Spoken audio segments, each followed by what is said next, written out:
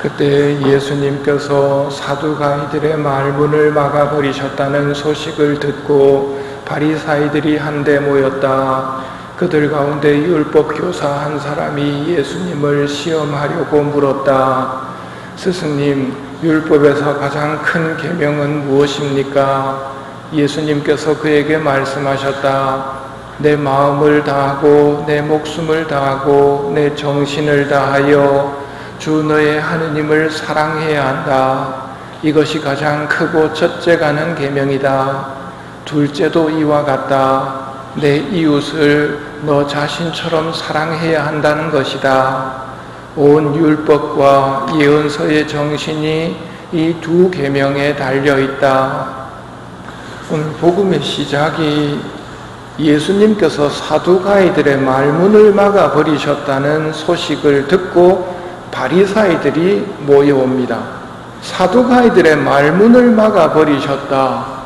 이게 무슨 내용인지 어린 여러분은 모르죠? 사두가이들이 어떤 사람이냐면 사람은 죽으면 끝이다 하는 사람들이에요. 맞아요? 틀려요? 그렇지, 틀리지. 사람은 누구나 죽지만 죽고 나서부터 진짜 삶이 시작되고 지나가지 않는 삶이 시작된다는 게 예수님의 가르침이거든요. 그런데 이 사람들은 죽으면 끝이다 라는 것을 주장하면서 어떤 문제를 만들어 왔느냐면 한 사람이 여러 명하고 결혼하면 부활이 만일에 있다면 부활한 다음에 누구하고 같이 사느냐 하고 물어보는 거예요. 문제가 어려워요? 쉬워요? 우리가 생각할 때는 어려워요. 하지만 모든 것을 아시는 하느님이 사람이 되신 예수님은 니들 크게 잘못 생각하고 있다. 죽고 나서도 우리가 지금의 삶을 살아간다고 생각하면 안 되고 죽고 나서는 천사들처럼 된다. 죽고 나서는 장가들거나 시집가거나 하는 일이 없다. 그러니 누구하고 같이 사느냐 이런 어리석은 질문은 하면 안 된다. 그런 어리석은 질문을 니들이 지금 하는 이유는 죽고 나서는 부활이 없다고 지금 그걸 말하려고 그러는데 성경을 봐라. 아브라함의 하느님, 이삭의 하느님, 야곱의 하느님하고 적혀 있지 않느냐. 그 말은 아브라함도 살아있고 이삭도 살아있고 야곱도 살아있다는 말이다. 하느님 앞에서는 다 살아있는 존재들이다 하고 죽은 다음에 죽으면 끝이 아니고 영원한 생명이 있다는 걸 이야기를 하시면서 사두가이들의 말문을 막아버리십니다. 그러자 사두가이하고 사이가 안 좋았던 바리사이들이 와가지고 오늘 물음도 예수님을 시험하려고 물었습니다. 즉 좋은 뜻으로 물은 것은 아닙니다. 하지만 이렇게 좋지 않은 뜻으로 묻는 물음 앞에서도 예수님은 선으로 대답하시면서 우리에게 진리를 가르쳐 주십니다. 요거 배워야 됩니다. 미운 사람이 와가 나한테 말 걸면 밉게 악하게 반응하기 쉬운데 예수님은 선으로 대하신다는 것. 그러면서 이들이 와서 스승님 율법에서 가장 큰 계명은 무엇입니까? 하고 물어봐요. 이스라엘 사람들이 지켜야 하는 계명이 600가지가 넘어요. 몇 가지? 600가지. 그 어디에서 나온 걸까? 10가지에서 나왔어요. 10가지는 하느님께서 모세에게 주신 10가지. 그걸 뭐라고 불러요? 십계명이라고. 이 어린이들이 많이 왔네. 십계명이라고 부르죠. 10가지에서 600가지가 넘게 막 세분화된 거예요. 왜 세분화시켰을까? 잘해보려고 세분화시켰어요. 이 계명을 지키기 위해서 잘해보려고 계속 만들다 보니까 600가지가 넘었는데 600가지가 넘어가다 보니까 사람들이 중요한 걸 놓쳐요. 왜 하느님께서 우리에게 십계명을 주셨는가 하는 것을 놓쳐버려요. 왜 주셨어요? 어떻게 알 수 있을까요? 며칠 전에 부자 청년이 찾아와서 예수님에게 스승님, 제가 영원한 생명을 얻으려면 어떻게 해야 됩니까? 했을 때 예수님이 뭐라고 말씀하세요? 그렇지, 내가 선물이 있으면 너한테 주겠는데 계명을 지켜라 하고 말씀하세요. 그 계명이 뭐예요? 십계명인데 계명을 지키면 어떻게 된다는 말이에요? 영원한 생명. 모두 다 죽겠지만 죽고 나서 하늘나라 아버지 집으로 들어갈 수 있으려면 계명을 지켜야 된다는 거예요. 그럼 그 계명 중에 가장 큰 계명이 뭐냐고 이 사람들은 시험하려고 물었지만 예수님이 중요한 가르침을 주시지요. 네 마음을 다하고 목숨을 다하고 정신을 다해서 너의 하느님을 사랑해야 한다. 그리고 이웃을 너 자신처럼 사랑해야 한다. 10가지 계명의 정신도 사랑의 정신으로 이 계명을 지켜야 된다는 말이죠. 그런데 계명들이 많아지다 보니까 왜 우리에게 계명을 주셨는지도 기억하지 못하고 어떤 정신 아래서 이 계명을 지켜야 하는지 그것도 모르니까 그냥 계명만 들고 사람들을 잣대질하는 데 사용하는 거예요. 왜 안식일에 하면 안 되는 일을 하느냐? 예수님께서 아픈 사람을 낫게 해주셨는데 왜 안식일 날 이 일을 하느냐고 막 달려들거든요. 뭘 놓치고 있어요? 왜 계명을 주셨는지, 왜 안식일을 주셨는지 정신을 놓쳐버린 거예요.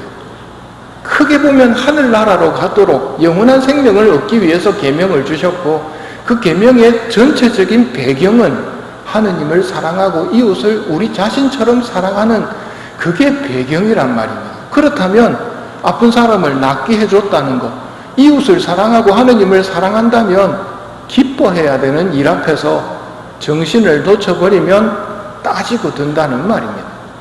그러면 크게 잘못됩니다. 10가지 계명 여러분들 외우라고 해가 외우고 있을 거예요. 그 계명들 왜 우리에게 주셨는가 잊어버리면 안 돼요. 왜 주셨어요?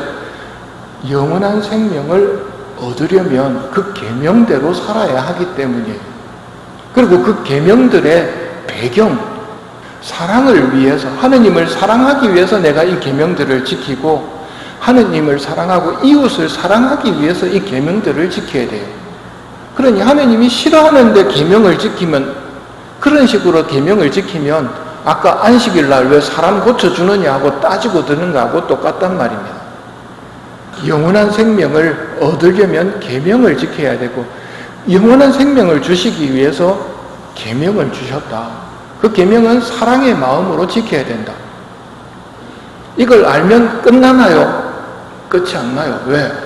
나한테 사랑의 마음이 없어요.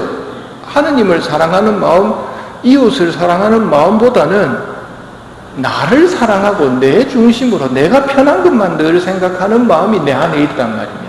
신부님 마음 안에만 있을까요? 아담과 하와가 범죄함으로써 우리 마음속에 그런 악한 생각들이 자꾸 떠올라요. 그런 악한 생각들이 떠오를 때 하느님이 이렇게 악한 생각이 떠오르기 때문에 나를 싫어할 거야 라고 생각하면 마귀한테 또 속아 넘어가는 거예요. 하느님은 우리가 악한 생각이 자꾸 우리 안에서 나온다는 걸 아세요. 그런 우리를 고쳐주시려고 예수님을 보내주신 거거든요. 그래서 예수님은 우리가 악한 생각을 하고 악한 행동을 했다고 해서 뭐라고 하러 오신 분이 아니고 고쳐주러 오신 분이에요. 열심한 분들 좀 새겨 들으십시오. 너는 나를 끊임없이 생각하지 못한다고 걱정한다. 열심한 분들은 이런 결심하거든요. 내가 항상 하느님 생각하고 살아야지. 그런데 그게 잘 안 됩니다. 그러다 보면 걱정을 하면서 너의 많은 결점에 대해서 걱정을 하고 더 이상 나를 바라보기를 두려워한다. 왜? 내가 결점이 너무 많다는 걸 열심한 사람들은 이제 보는 거예요. 앞을 잘 못 보는 사람들은 자기한테 있는 결점들이 안 보이지만 열심할수록 보여요. 그때 마귀가 또 유혹합니다. 너의 많은 결점 때문에 너는 하느님을 볼 수가 없어. 이런 거짓말을 또 해댄단 말입니다. 그래서는 안 된다. 나를 바라보기를 두려워하면 안 된다. 병자가 의사 쳐다보기를 두려워하면 큰일 나죠. 의사한테 가서 있는 그대로 이야기를 해야 돼요. 그래야 고쳐지거든요. 있는 그대로의 너를 다오. 나는 인간 본성에 대해 잘 알고 있다. 나는 도와주고 치유하러 왔다. 너 자신을 내 안에 옮겨 심어라. 네가 가치가 있어서가 아니라 내가 너를 원하기 때문이다 하고 말씀하세요. 이거 중요한 말입니다. 우리가 잘 살아서가 아니고 우리가 착해서가 아니고 하느님이 나를 사랑하시는 이유는 하느님이 나를 원하신다는 이유밖에 없어요. 하느님이 나를 좋아하셔서 나를 만드셨고, 나를 만드신 다음에는 그냥 나를 좋아하세요. 내가 병들어서 자꾸 하느님 속 썩여드리는 거, 그것도 고쳐주려고 하시는 분이 하느님이란 말이에요. 근데 고쳐보려고 노력하셨던 분들은 아실 겁니다. 죽어도 안 된다. 이건 못 고친다. 자, 그런 분들이 새겨드려야 하는 말이 오늘 첫째 독서예요. 마른 뼈들이 살아나겠습니까? 죽어도 안 됩니다. 맞습니다. 그건 사람의 힘으로는 안 됩니다. 그런데 어떻게 해서 그 마른 뼈들이 다시 살아납니까? 하느님께서 명령하시니까 가능하단 말이에요. 뼈와 뼈들이 붙고 심줄이 붙고 거기에 숨과 영이 들어가자 사람들이 살아납니다. 그게 우리가 살 수 있는 유일한 방법입니다. 하느님이 우리의 희망입니다. 우리가 잘해서가 아니고요. 우리는 마른 뼈처럼 가능성이 없습니다.